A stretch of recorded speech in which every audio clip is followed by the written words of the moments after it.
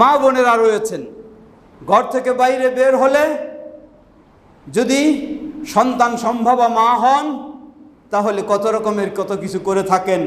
কেউ লোহার খণ্ড সাথে নিয়ে বের হন যাতে জিন শয়তানের আক্রমণ না হয়, আরও কিছু, কেউ ম্যাচের বক্স সাথে নিয়ে বের হন, আবার কেউ কোনো তাবিজ কবজ নিয়ে বের হন, না হলেও কমপক্ষে ছোট বাচ্চাদের বাম কপালে টিপ দিয়ে বের হন যেন সেই জিন শয়তানের আক্রমণ থেকে রক্ষা পেতে পারেন।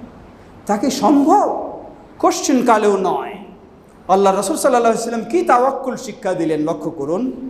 সহিহ মুসলিমের হাদিস, তিনি বলেন যখন কোনো মুসলিম তার ঘর থেকে বের হবে সে বলবে বিসমিল্লাহ ওয়া তাওয়াক্কালতু আলাল্লাহ, সুবহানাল্লাহ, বলবে বিসমিল্লাহ, আল্লাহর নামে বের হলাম, ওয়া তাওয়াক্কালতু আলাল্লাহ, এবং আমি আল্লাহর উপর তাওয়াক্কুল করলাম, ওয়ালা হাওলা ওয়ালা কুওয়াতা ইল্লা বিল্লাহ, আর আল্লাহ সুবহানাহু ওয়া তাআলা ব্যতীত কারো কোনো শক্তি সামর্থ্য নেই।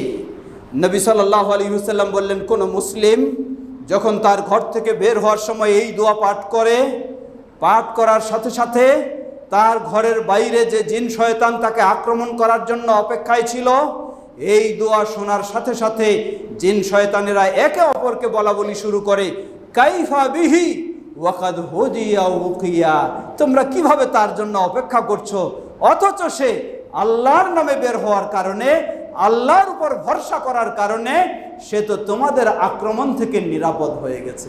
সুবহানাল্লাহ। আসুন সকল ক্ষেত্রে আমরা প্রকৃতপক্ষে যেন আল্লাহর উপর তাওয়াক্কুল করে নিজেদের ঈমানকে সুন্দর করে নিতে পারি। আল্লাহ আমাদের সকলকে সে তৌফিক দান করুন।